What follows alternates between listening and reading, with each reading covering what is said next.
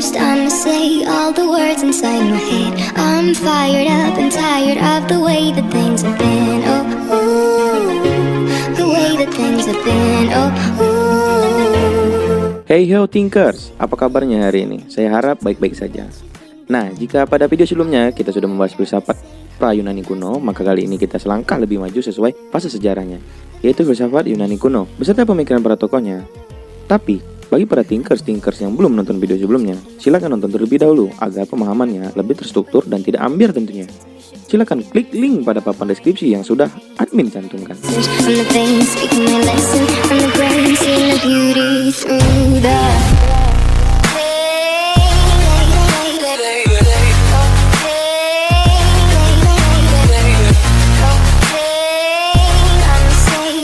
Zaman Yunani kuno pada abad 6 sebelum Masehi dipandang sebagai zaman keemasan filsafat. Karena pada masa ini orang memiliki kebebasan untuk mengungkapkan ide-ide atau pendapatnya. Yunani pada masa itu dianggap sebagai gudang ilmu dan filsafat karena bangsa Yunani pada masa itu tidak lagi mempercayai mitologi. Send a prayer to the ones up above. All the hate that you've heard has turned your spirit to a dove. Oh, ooh, your spirit. Ya, sahabat thinkers, ada beberapa ahli filsuf yang lahir di Yunani. Pertama ada Thales, Pythagoras, Socrates, Plato hingga Aristoteles. Sedikit akan kita uraikan pemikiran-pemikiran dari para tokoh filsuf, dan untuk pembahasan lebih detail lagi, admin akan melanjutkannya pada episode berikutnya. Mari kita bahas satu persatu tokoh filsafat yang ada di Yunani. Pertama, Thales. Thales disebut bapak filsafat karena merupakan orang yang mula-mula berfilsafat. Di sini gelarnya didapat karena sebuah pertanyaan, apa sebenarnya bahan alam semesta ini? Kemudian Thales menjawab, air. Alasannya karena pentingnya air bagi kehidupan, ia juga mengatakan bahwa bumi ini mengapung di atas air. Kedua, Anaximander disebut murid Thales, berpendapat bahwa unsur yang asal itu adalah udara, dengan alasan bahwa udara merupakan sumber kehidupan. Tiga, ada Protagoras, berpendapat bahwa manusia adalah ukuran kebenaran. Kebenarannya bersifat privat. Akibatnya, tidak ada ukuran yang mutlak dalam etika, agama, maupun metafisik. Keempat, ada Socrates, berpendapat bahwa kebenaran objektif yang tidak bergantung kepada suatu atau kita. Ia menggunakan metode dialektika.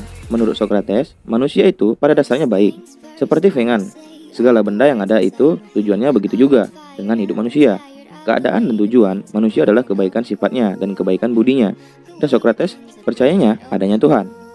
5. Plato dilahirkan di Athena pada tahun 427 sebelum Masehi dan meninggal pada tahun 347 sebelum Masehi pada usia 80 tahun. Ia berasal dari keluarga aristokrasi.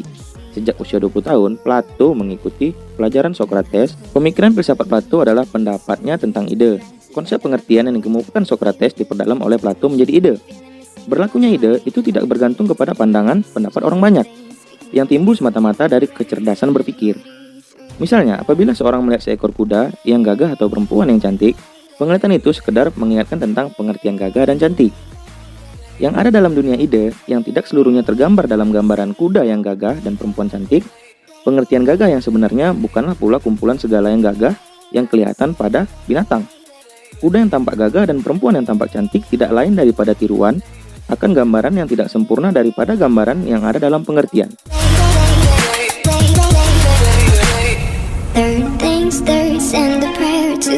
Aristoteles berguru kepada Plato di Athena pada sebuah sekolah atau akademi. Aristoteles sependapat dengan gurunya, yaitu Plato, bahwa tujuan yang terakhir dari filsafat adalah pengetahuan tentang adanya realitas dan yang umum.